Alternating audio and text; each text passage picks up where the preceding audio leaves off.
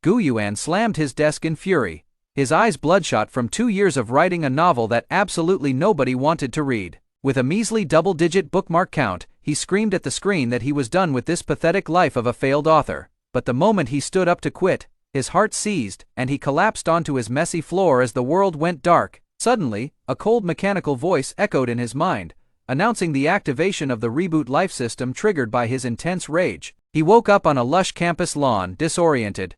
While a girl's voice joked about him nearly starving himself to death, his friend warned him to stop skipping meals just to save money for an expensive bag for a girl who didn't even like him. Gu Yuan looked at the breakfast in his hand, realizing he had been the ultimate lick dog in his previous existence. Memories of him begging Cheng Lily to be his girlfriend, while she treated him like a piece of trash, flooded his mind. She had taken his hard-earned gifts with a look of disdain, complaining that the style was already 3 months out of date. In that life, he was a loser, but the system notification changed everything. Global literature had regressed 100 times. While the rest of the world forgot the masterpieces of modern fiction, Ji Yuan still held the entire database in his brain. No battle through the heavens, no Lord of the Mysteries.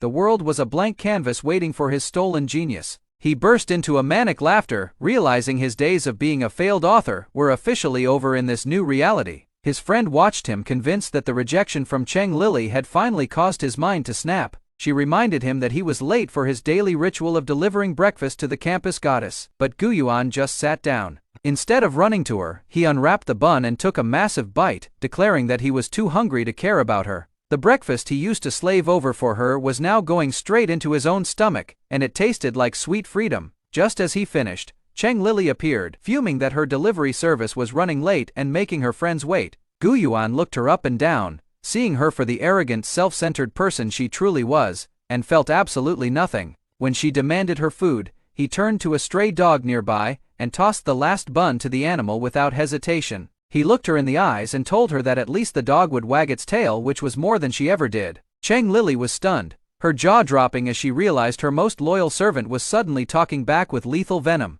Gu Yuan laughed in her face, telling her that he'd rather raise a dog than continue being her personal human ATM. He announced to the entire crowd that from this day forward, Gu Yuan was officially retiring from the business of being a simp. But freedom didn't pay the bills, and Gu Yuan realized his bank account was just as empty as his old social life. He needed to monetize his memories, but the idea of working a regular part-time job was out of the question. Scanning the campus notice board, he saw posters for literary contests and realized the Junsin level here was pathetic.